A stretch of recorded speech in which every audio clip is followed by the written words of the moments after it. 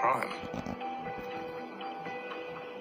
In February 2022, the Guardian newspaper reported that the former Conservative minister, Lord Folkes, who attempted to introduce a public register of overseas property owners in 2017 and 2018, was approached by civil servants from 4 government departments who told him to drop the public register of overseas property owners.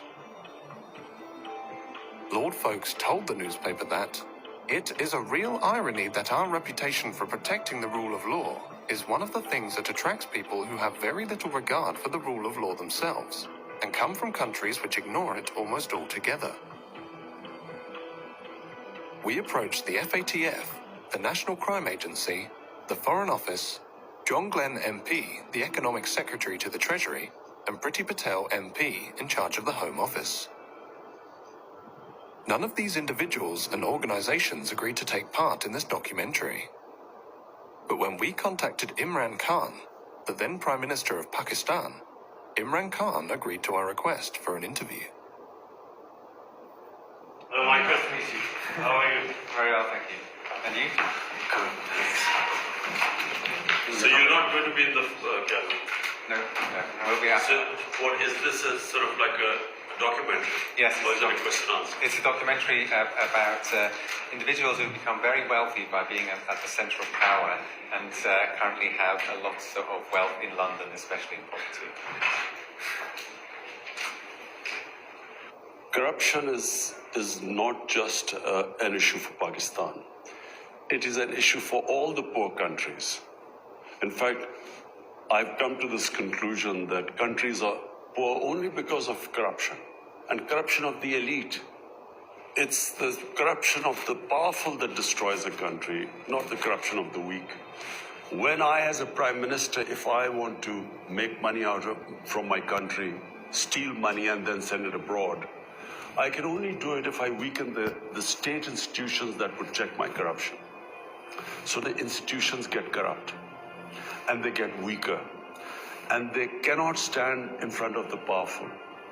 The richer countries must come forward and treat money taken out of poor countries, money laundered out of poor countries, the same way as terror financing and as drug money.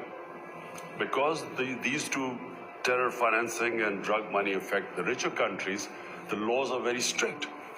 But there's hardly any attempt to stop this plunder of the poor countries. I feel that there is no incentive for rich countries to repatriate money or take action against these people, because they benefit from them. There are countries that are benefiting from money stolen from our countries and which are parked there. They're benefiting from billions of dollars which flow into their properties and their businesses, stolen from this country. So what incentive would they have? We are the ones who suffer. And this is the dilemma. We don't have the resources to get the money back, and they don't have any incentive to send it back to us. So this is the big problem which the entire developing world is facing. I guess it's a question of now hiring more expensive lawyers abroad. But you see, when you look at the laws, they basically favor, I'm talking about the richer countries as a whole, they tend to favor the crooks. It is so complicated to get your money back.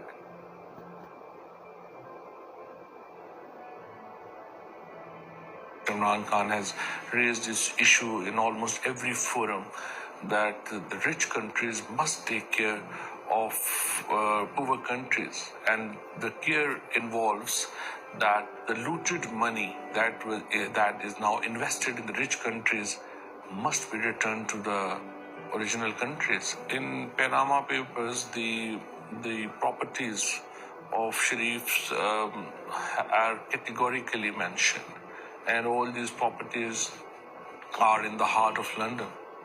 And everyone, including the British government, knows that these properties are actually bought from laundered money. I think international politics play a big role here. So some countries, they say that what is ours and what is yours is also ours. So this is the case with British government right now. the United Kingdom, that the United States increasingly, that various other territories in the West are not only refusing to dismantle or make more open and accountable these kinds of systems, but are actively supporting territories that allow for the inflow of illicit financial wealth. And the world needs to be able to wake up to something like this. They'll shout about the Jeff Bezos and Elon Musks and Apples and all sorts of things, but they're eerily silent about the wealth that's being taken out and invested because it helps their countries. That's not right. We become victims twice, where when we are asking for our wealth to be returned, it becomes so difficult for us to have that happen. The Congolese still don't have the wealth from Mobutu Sese Seko's reign returned. The Nigerians still don't have wealth from Sani Abacha and many other people returned. I'd say the same probably of the Dos Santos regime. Countries that actively build these systems, actively finance these systems and protect them, don't do enough to be able to make them more open and accountable. That's just not right.